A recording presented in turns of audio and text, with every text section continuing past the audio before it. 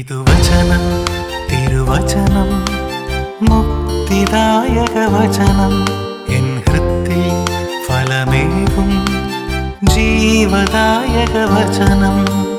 ഈ വചനം കേട്ടിടുവാൻ ഹൃദയമൊരുക്കിയിടാം. ഹല്ലേലൂയ ഹല്ലേലൂയ ഹല്ലേലൂയ ഹല്ലേലൂയ ഹല്ലേലൂയ ഹല്ലേലൂയ.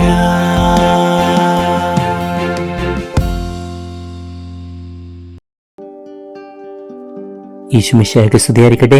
നൂറുമേനിയുടെ ഒരു പുതിയ ഭാഗത്തിലേക്ക് അവർക്കും സ്വാഗതം. 2025 ജൂൺ 8 ഞായറാഴ്ച.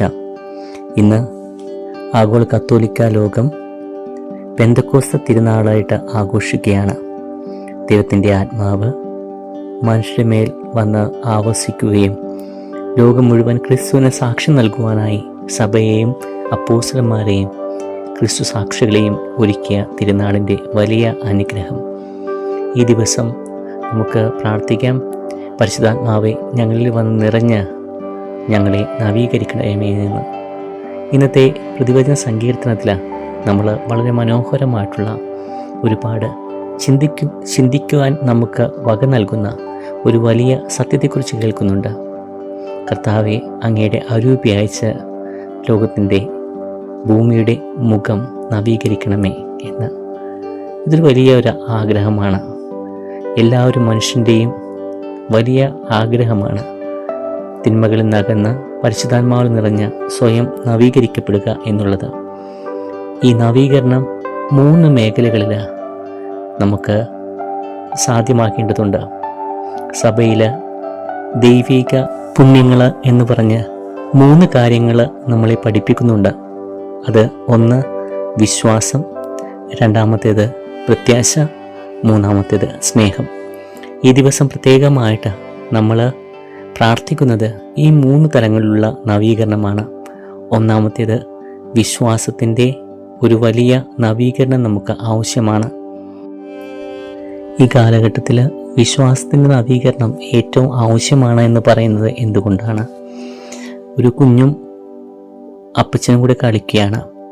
ഈ കുഞ്ഞിൻ്റെ പ്രത്യേകത എന്ന് വെച്ചാൽ ഈ കുഞ്ഞ് ബെഡിൻ്റെ മുകളിൽ കയറിയിട്ട് അപ്പൻ്റെ കയ്യിലേക്ക് ചാടുകയാണ്. കുറച്ചു നേരം ഇങ്ങനെ കളിച്ചു കഴിഞ്ഞപ്പോഴേക്കും അപ്പം പറഞ്ഞു, മതി, എൻ്റെ കൈ കുഴഞ്ഞു, ഇനി നീ ചാടണ്ട, എനിക്ക് പിടിക്കുവാൻ സാധിക്കുകയില്ല. കുഞ്ഞ് തലയാട്ടിക്കൊണ്ട് വീണ്ടും ബെഡിലേക്ക് കയറി, ഒന്നും നോക്കാതെ വീണ്ടും ചാടി. എന്നാൽ ഈ അപ്പൻ പിടിക്കില്ല എന്ന് പറഞ്ഞിട്ടും ഉടൻ തന്നെ കുഞ്ഞ് വീഴുന്നതിന് മുമ്പ് ഈ കുഞ്ഞിനെ വട്ടം കയറി പിടിക്കുകയും ഉമ്മകൾ കൊണ്ട് മൂടുകയും ചെയ്തു. പ്രിയമുള്ളവരെ, ഞാൻ നിങ്ങളോട് പറയുന്നത് വളരെ സിമ്പിളായിട്ടുള്ളൊരു കാര്യമാണ്. ഈ ലോകത്ത് ഒരുപാട് രീതിയിലുള്ള അവിശ്വാസത്തിൻ്റെതായ കാര്യങ്ങൾ നമ്മുടെ ജീവിതത്തിൽ സംഭവിക്കുന്നുണ്ട്. അതുകൊണ്ട് പലപ്പോഴും നമ്മുടെ ജീവിതത്തിൽ ദൈവമുണ്ടോ എന്ന് പോലും നമ്മൾ ചോദിക്കാറുണ്ട്.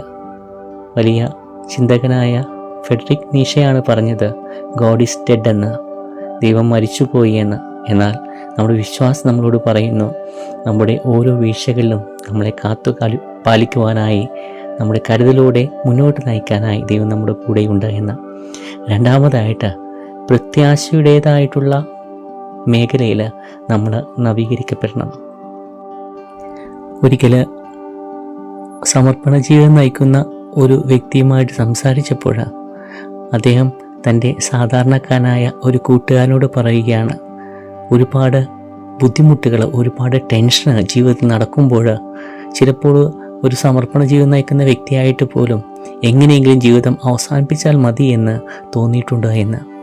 അപ്പോൾ 8ാം ക്ലാസ് വരെ മാത്രം പഠിച്ചിട്ടുള്ള ആ വ്യക്തി ഈ സമർപ്പിതൻ്റെ മുഖത്തേക്ക് നോക്കിക്കൊണ്ട് ചോദിക്കുകയാണ്, അച്ഛനെന്താണ് ഇപ്രകാരം പറയുന്നത്? കാരണം ഞങ്ങളെല്ലാം 8ാം ക്ലാസ് വരെയെല്ലാം പഠിച്ചിട്ടുള്ളൂ. എന്നാൽ ജീവിതത്തിൽ ഓരോ ദിവസവും മുന്നോട്ട് പോകുമ്പോൾ നിങ്ങൾ അർപ്പിക്കുന്ന ബലിയും നിങ്ങൾ ഞായറാഴ്ച നൽകുന്ന വചന സന്ദേശവും പ്രഘോഷണമെല്ലാമാണ് ജീവിതത്തിൽ മുന്നോട്ട് കൊണ്ടുപോകാനുള്ള പ്രത്യാശ ഞങ്ങൾക്ക് നൽകുന്നത്. നിങ്ങൾ ഇങ്ങനെ പറഞ്ഞാൽ ജീവിതത്തിൻ്റെ ഓരോ നിമിഷവും കഠിനതയുടെ കല്ലുകളിൽ അരയ്ക്കപ്പെടുന്ന ഞങ്ങൾക്ക് എങ്ങനെ മുന്നോട്ട് പോകാൻ സാധിക്കും? പ്രിയമുള്ളവരെ, പ്രത്യാശയില്ലാത്ത ഒരുപാട് ആളുകൾ നമുക്ക് ചുറ്റും പെരുകുന്നുണ്ട്. കുടുംബങ്ങളിൽ സമർപ്പണ ജീവിതത്തിൽ എങ്ങനെ മുന്നോട്ട് പോകുമെന്ന് ഭയപ്പെട്ടുകൊണ്ട് എന്ത് വേണമെന്നറിയാതെ, ഇനി എന്ത് ചെയ്യണമെന്നറിയാതെ പലപ്പോഴും ചത്തതിനൊക്കുമേ ജീവിച്ചിരിക്കലും എന്ന രീതിയിൽ മുന്നോട്ട് പോകുന്ന ആളുകളുണ്ട്. ഇവിടെ പരിശുദ്ധാത്മാവിൻ്റെ കടന്നുവരോടുകൂടി പ്രത്യാശയുടെ പുതിയ പുതിയ ദീപനാളങ്ങൾ അവരുടെ ജീവിതത്തിലും എല്ലാവരുടെ ജീവിതത്തിലും ഉണ്ടാകുന്നതിന് വേണ്ടി ദൈവത്തിൻ്റെ ആത്മാവിനാൽ നമ്മൾ നവീകരിക്കപ്പെടണം. മൂന്നാമതായിട്ട് നമ്മൾ നവീകരിക്കപ്പെടേണ്ട മേഖല എന്ന് പറയുന്നത് ദൈവിക പുണ്യങ്ങളിലെ മൂന്നാമത്തേതായിട്ടുള്ള സ്നേഹമാണ്. നമുക്കറിയാം, പാബ്ലോ നെരൂദ എന്ന എഴുത്തുകാരൻ ഇപ്രകാരം പറഞ്ഞിട്ടുണ്ട്: സ്നേഹമില്ലാത്ത ഒരിടത്തേക്ക് നീ ഒരിക്കലും പോകരുത്, അവിടെ സ്വർണം മഴയായി പെയ്തിറങ്ങുന്നു എന്ന് കേട്ടാലും. അതായത് ജീവിതത്തിൽ സ്നേഹമില്ലാത്ത ഏതെങ്കിലും ഒരു സ്ഥലം നമ്മുടെ ഹൃദയത്തിലുണ്ടായെങ്കിൽ അത് നമ്മുടെ കുടുംബത്തിലാകട്ടെ, നമ്മുടെ പ്രാർത്ഥനാ ജീവിതത്തിലാകട്ടെ, നമ്മുടെ സഭാജീവിതത്തിലാകട്ടെ, നമ്മുടെ സൗഹൃദങ്ങളിലാകട്ടെ, നമ്മളുടെ ബന്ധങ്ങളിലാകട്ടെ, സ്നേഹമില്ല എങ്കിൽ അതെല്ലാം ചൂഷണവും അബ്യൂസുമായി മാറുന്നതായിട്ട് നമുക്കറിയാം. പരിശുദ്ധാത്മാവ് കടന്നു വരേണ്ട ഏറ്റവും പ്രധാനപ്പെട്ട ഒരു വലിയ മേഖലയാണ് സ്നേഹത്തിൻ്റേത്. ഈ അടുത്ത കാലത്ത് ഒരു പെൺകുട്ടി, അവൾ 18 വയസ്സ് ആയിട്ടേ ഉള്ളൂ, അപ്പോൾ തന്നെ അവൾ വീട്ടിൽ നിന്നിറങ്ങി അന്യമതസ്ഥനായ ഒരു യുവാവുമായിട്ട് വിവാഹം കഴിച്ചു. എന്നിട്ട് ഈ അപ്പനും അമ്മയും തകർന്നുകൊണ്ട് ഈ കുഞ്ഞിനെ കൊണ്ടുവരികയും വൈദ്യരോട് സംസാരിക്കുകയും ചെയ്യുന്ന ഒരു രംഗത്തിന് സാക്ഷിയായതാണ് ഞാൻ.